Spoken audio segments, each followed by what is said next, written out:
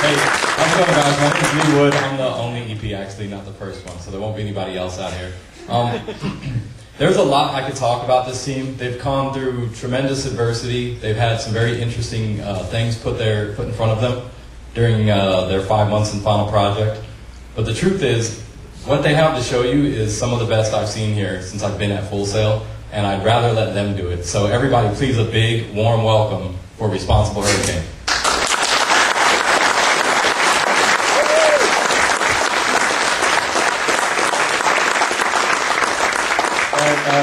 Hello everybody, thanks for coming and thanks for giving us this wonderful opportunity to talk to you about our game. I'm Ling. This is DeLaet, Lancelot Rose, Jarrod Holliday, Mayle. The guy who's playing our game up there right now is Raymond and we're Responsible Hurricane, as he said. So today we're going to talk to you about Cartoon Nightmare 2, which is our game. You see our main menu. We're going to go into options and make the game a little bit softer. As you can see, you can't hear me, so we're going to make it softer. Please, Ray.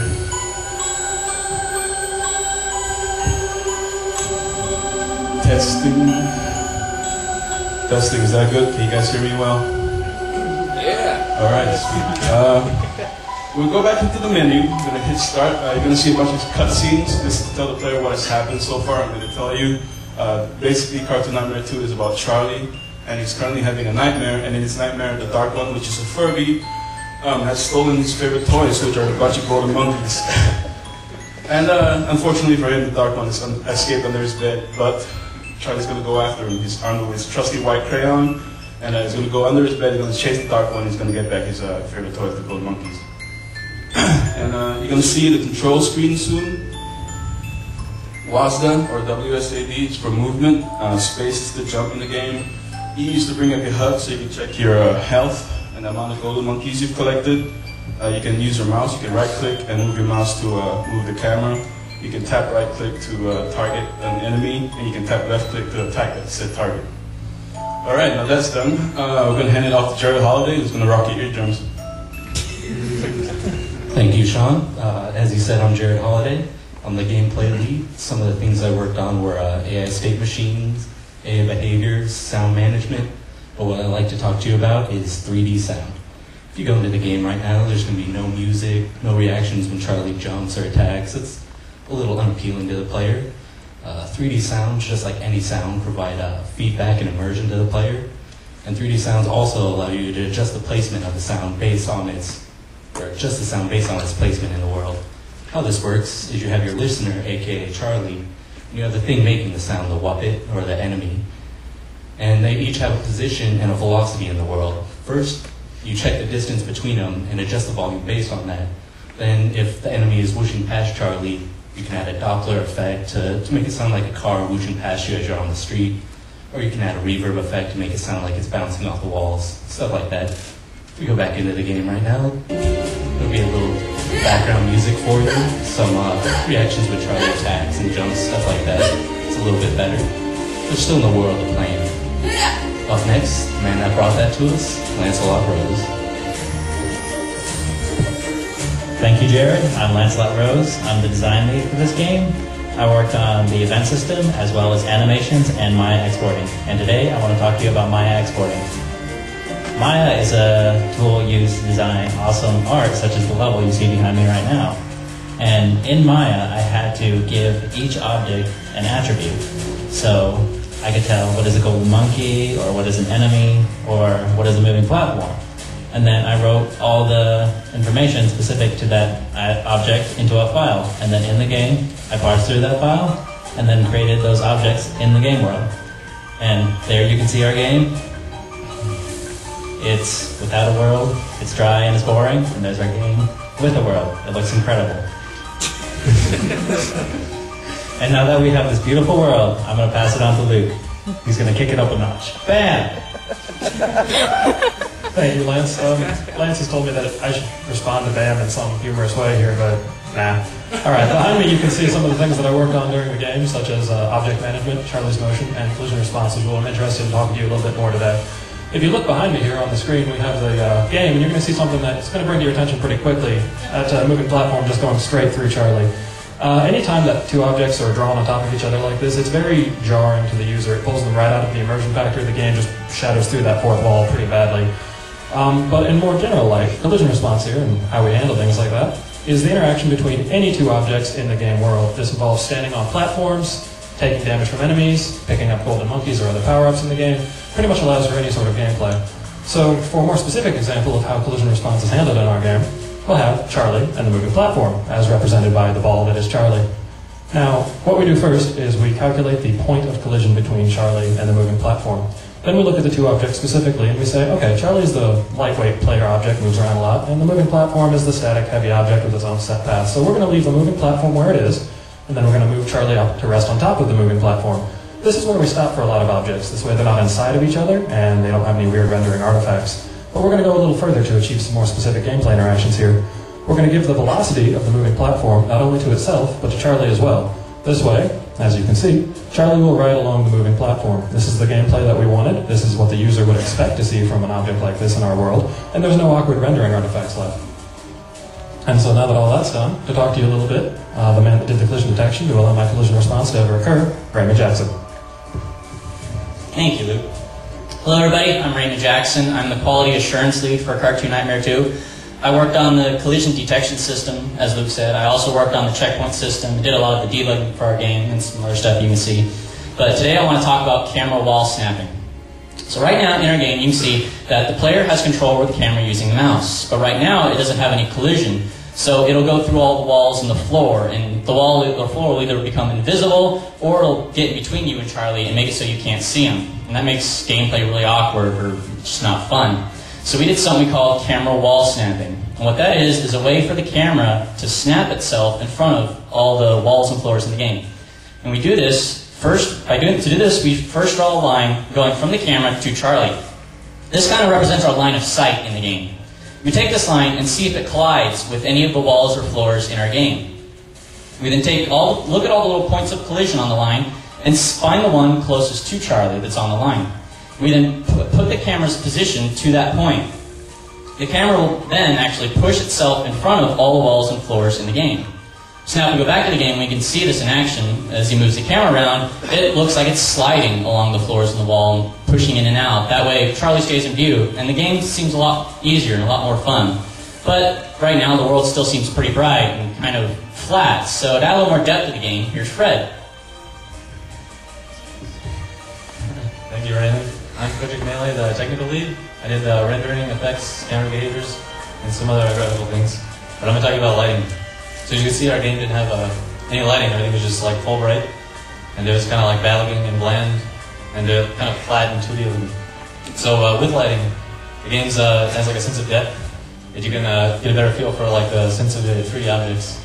And it looks more scary than atmosphere, which is good for our game. So to implement this, we used a multi-pass rendering system. We go through for each light in the game and like accumulate all the luminance they give off. So you can see this is a game now with one light. And then we'll add a second light in, and we just add all the values together. And then in the final pass, we go through and render with just textures and effects. And we use the values we had calculated before to determine how light or how dark each pixel should be. So now you can see the game, this is fully lit, and the shadows and everything looks a lot better. So now Sean's going to talk to you about the menus. Thanks, Fred. I'm Sean Ling, the asset lead for the team. Some of the stuff I worked on includes state manager, the menu manager, the input system, action mapping, which is the way to change controls in the input system, and some of the pickups. But today I'd like to talk to you about the menus. Menus are important for any game because menus are one of the first things the user sees when they enter the game. Menus display non-gameplay related information to the player, information such as video control like gamma, audio control, you can change your volume, and some of the input system controls. The menus in our game work through a stack system, and the reason why we use a stack system is because we do not want to reinitialize the whole game, because doing so would mean that we would have to process all that additional data all over again, and that's a waste of time and resources. So the way a stack system works is that the object at the top of the stack is the only object running at any given time. So you can see behind me illustrated here by these cubes, we have our game, and when we want to pause the game, we just push a new pause state on top of the stack, and that will pause the game.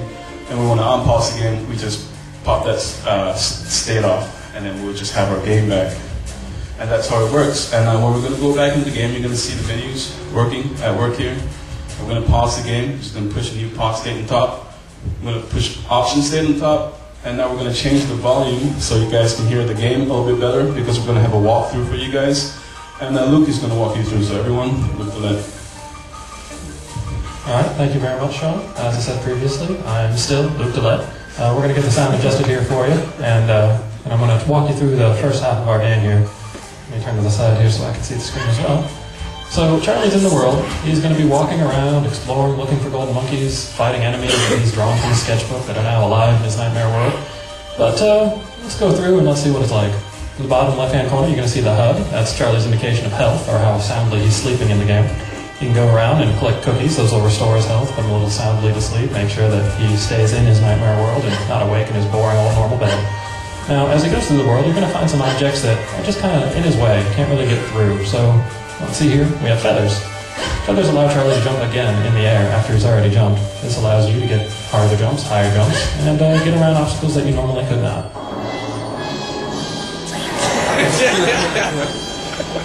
There's our main antagonist, the Dark One. He is the final boss for the game, and the main hindrance of Charlie. As you can see, he's always keeping his eye on you as you go through the level here. Now, if we keep going, I'd like to draw your attention to the bottom right-hand corner of the screen. There's nothing there yet, but when we collect the golden monkey, there's a golden monkey there. The golden monkey count is not game critical. You're never going to be in combat or in the middle of a jump and go, I wonder how many golden monkeys I have. And so we take it off the screen so it doesn't block the view of the player. If you ever want to check, though, we have our check button, pull it back up, and see how many you have. For the current level you're on, we need 6 golden monkeys to advance into the boss encounter, so let's keep going. Also want to draw a note, when a golden monkey is collected, it leaves a little outline of itself. That is to show the player where you have been already. Also, you may or may not have noticed, there's an ambient sound effect that goes with it, as well as a light source to indicate where the closest golden monkey that you have not collected is. This is to give the player an indication kind of subtly of where they should probably explore next, keeps you going and money, and notice that it's occurring. Now, as we keep going, we have a little harder platforming elements into the game. Multiple feathers and a string of jumps, a little more difficult than the normal ones. A couple of moving platforms, rotating platforms. And now I want to talk to you a little bit more about the combat. As you can see here, we have 2 different types of enemies. We actually have more in the game. We'll get to those a little bit later, though. The small red pom-pom-like objects are wuppets. They're literally basically just pom-poms with teeth. Children call some strange things sometimes. The other larger enemy is a sock puppet. It's a little bit smarter, a little bit faster than the wuppet. When it gets close to you, it'll actually attack you and lunge out at you instead of just sort of wandering vaguely into you, like the wuppet does. It's a little more challenge, though. Also, you notice once they're defeated, sometimes they'll drop cookies to replenish your health further. If we keep going here, we have the multiple feather sequence up into what's over there. It just looks like a bunch of rulers. Oh, look, golden monkey. Player is rewarded for exploring and going around in the world. There are more than 6 golden monkeys in the first half of the area, and there's always more golden monkeys than you need.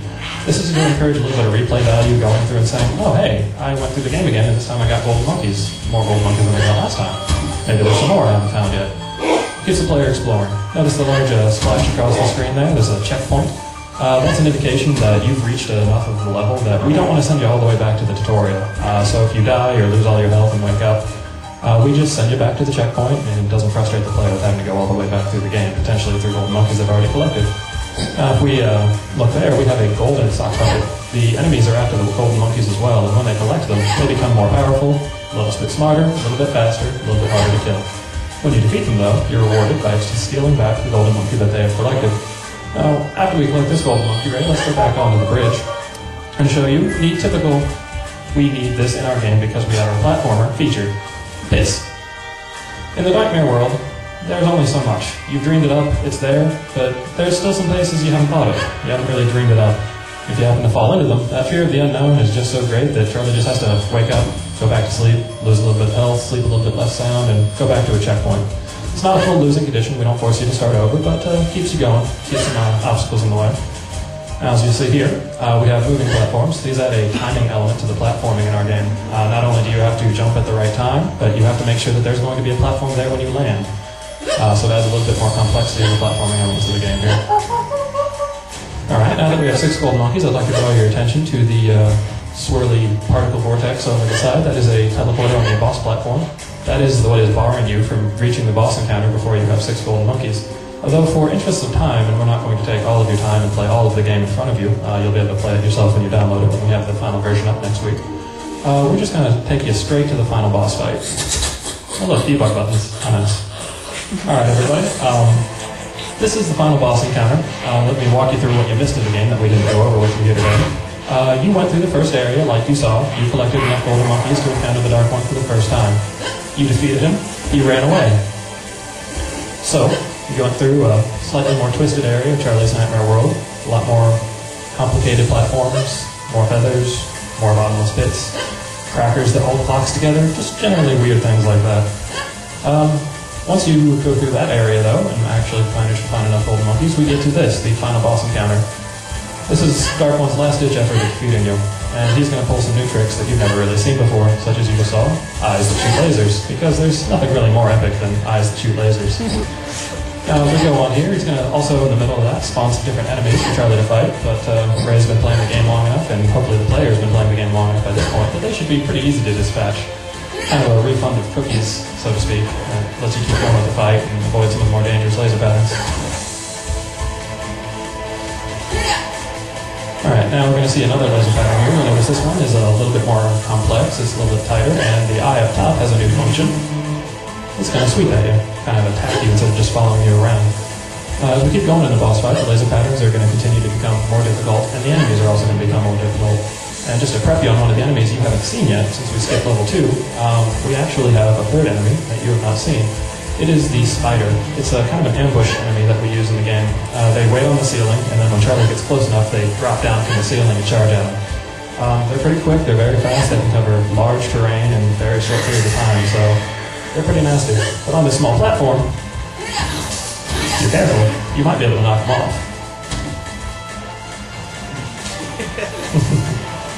Not terribly difficult on the boss area just because of that nice little emergent feature we found. It's fun to knock enemies off cliffs. Players like to do that. Alright, if we continue going here, this is the final laser pattern that the boss is going to send at you. This one is one of the most difficult. It's the ice there, and the eye has the new pattern up top, where it's actually going to be charging at you instead of lancing up at you. This keeps it really close to you when it's attacking you, and kind of got to keep moving, and maybe even take some damage in the middle. Alright, now, force field's down, we can hit the Dark One for a final time. Giant fluff explosion, and you have defeated the Dark One. You've retrieved your golden monkeys, and you are now safe in your Nightmare World, which I guess would just be a normal dream world then. A little cutscene showing you the story about after Charlie wakes up. I'll let you read this here.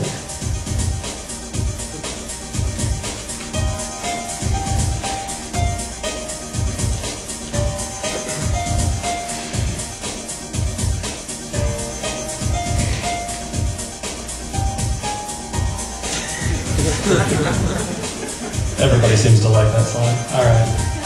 Now we're going to move on here a little bit. We're going to go on to the victory screen. This is where we really show the replay value of the game. You'll notice the golden monkeys up top are highlighted. That's because that was the first area that we went through. We skipped the second part of the level, so all those are kind of grayed out. This is where we entice the player to come back in and play the game again. We show them the time that they took to complete the game, and which and how many golden monkeys they collected.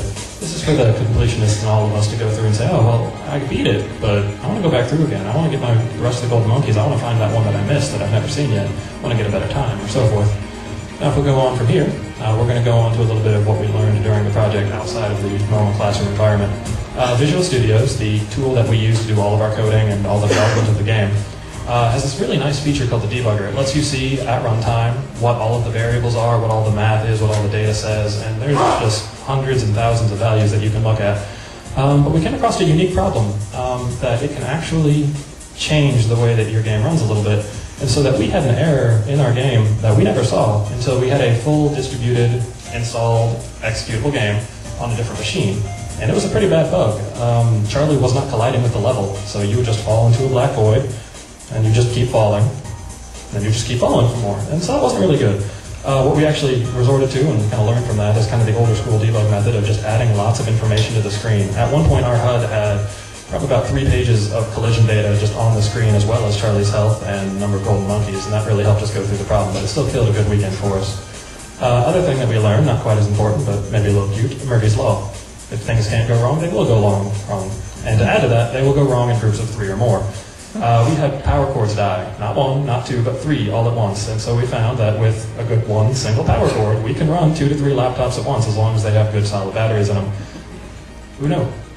All right, we're going to move on here. I believe we're going to bring up the credits, show you who worked on what during the game, show all the external people that helped us during the project. Also at the bottom, there'll be a URL where you'll be able to download it within the next week once we have our archive turned in and have the game fully completed.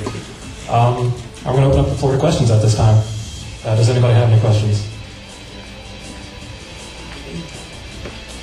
Yes. At what point did you begin integrating the PowerPoint into the game? The question was, at what point did we start integrating the PowerPoint into the game? And that was from the very beginning that we actually had the PowerPoint. I believe in Feature Frag 2 you do the first version of the presentation, and we were in-game presentation from that point, and it was really helpful. All right, any other questions? Yes, Lee in the back. I didn't hear you guys talk about your arcade build at all. Oh, yes. The question was, we didn't talk about our arcade build. As some of you might or might not have seen, out in the front near the door, there's an arcade machine that currently has the game available to play on it, if you'd like to do that after you walk out. Well, that wasn't really a question, but I believe it's answered. Yes, again, Lee. Anything they get for maybe beating the game or something else? The question was if there was anything they get if they beat the game, and this one kind of saddened me, and it might be in for the final game on the archive version available for download, but it's not available right now. In the very beginning of our game, during the documentation phase, we drew up real bad, horrible programmer art versions of the very nice cutscenes that you saw with Charlie drawn, hand-drawn by our artists, and with the text underneath. And they were basically, black Arial font in WinWord, in MS Paint, of just stick figure Charlie's drawn. And we were strongly considering, if you actually collect all of the golden monkeys and get a good enough time frame, that we put those back in the game for you for the next run through, just as kind of a special reward. It's not in yet, but I hope we get it in by the archive when it's released. Any other questions? None? All right. Oh, wait, 2. What did you have to Ben. cut? Excuse me? Was there anything you had to cut? The question was, did we have anything we had to cut? The answer is yes, but not anything too terrible. We showed 2 levels. We have 2 levels in the game right now. We showed off the first one. We actually had a full second level in between the first level there and the actual second level, which is the 3rd level, technically. And so we did have to cut a whole second level out of the game, so we only have 2 left. It was kind of a shocker on the gameplay flow. We had planned it so that it would get progressively harder as you went through, and so there was kind of a sharp transition between 1 and 2. But other than that, we got the game that we planned, and so it was pretty good on that aspect. Any other questions? Yes? This credit slide, is it complete non sequitur, or is there a reason for it? The credit slide, yeah, we get a lot of feedback about this. It's a nightmare world. It's no longer a nightmare world. You've defeated the Dark One. So this is Charlie's next dream. He's riding a dolphin into the moonset. Made sense to us at the time, and we kept it in. All right, any other questions? Yes? So why did you choose DirectX? The question was why we chose DirectX, and actually, I'm going to pass that off to Fred. He was our main render guy. He'd probably be able to answer that better than I could. It wasn't any particular reason, but it was mostly because the effects framework was kind of nice, and OpenGL doesn't have anything like that, so it saved a lot of work. I think that helped us make the game a little faster. All right, well, I didn't know that, but now I do. It wasn't really a reason. That's kind of scary. All right, yes, a question in the center. How did you determine what student was going to do what part of it? The question was, how did we determine which student would do which part of it? At the very beginning, before you were put into a team, you fill out a brief survey of what you're interested in making, what you feel your best aptitude is, and what your best team position that you'd like to be in is. And they kind of sort you in the group based on that, but they don't really tell you the exact results. So once you get in a group, you just talk to each other and say, well, hey, I'm kind of weak in rendering. I probably shouldn't be doing that part, but let's say I'm a really good gameplay programmer. I should probably stick to that part. For instance, Fred took over the rendering very quickly, and it turned out very beautiful, as you saw during the presentation. So it's mostly just a discussion, sort of, potluck, pick what you want. Hope you're good at it. Any other questions? Lee? Can you read the website and when they can download it? All right. The question was if I could read the website when I could download it. And yes, it is maybe a little bit hard to read from up there. The website is procrastinationsoftworks.com. Softworks, not software. That's my personal blog website. All of the other websites will also link directly to it, so you can download it there. We don't have the final version of the game up yet. We're still going to make a little tweak before archive, and then hopefully next Thursday it'll be up for available for download. Until then, just play it on the arcade. All right, any other questions? Yes, Jeremiah. Hey, so you mentioned that you used finite state machines for AI stuff. Is there anything more to it than that, or is it just all finite state machines? All right, the question, and to make this make a lot of sense, was from the AI teacher who asked us if we used finite state machines or anything else. And, you know, I'm aware, and I can probably answer it, but answer it better. Jarrod, you did the AI. Talk to him. No, it wasn't all finite state machines. There were some other like decision trees that I did also.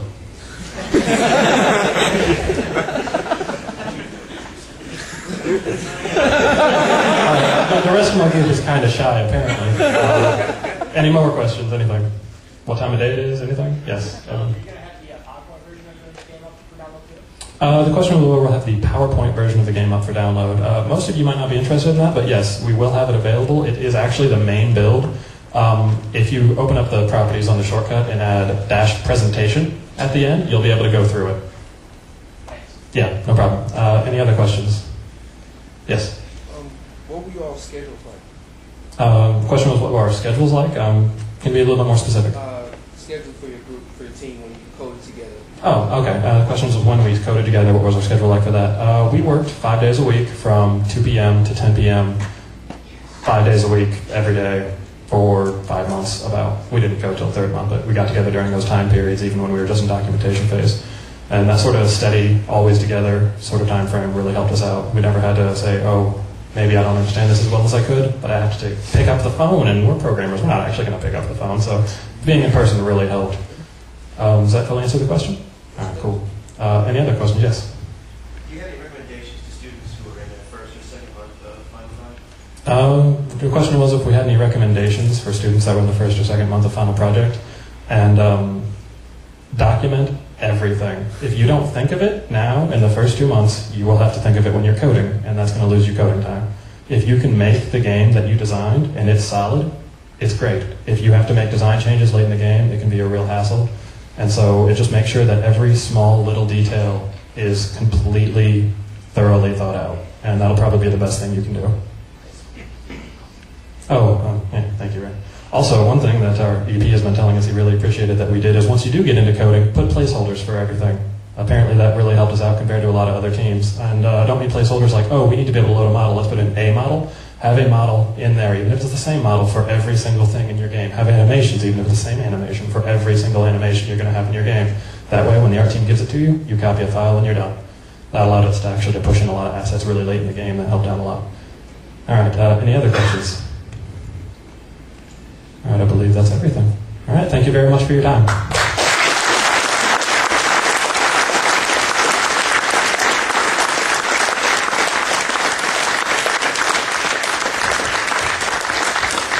All right, responsible hurricane. Let's give another round of applause for that.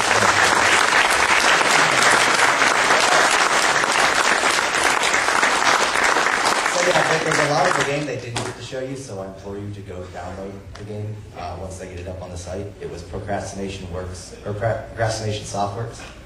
Yeah. Software.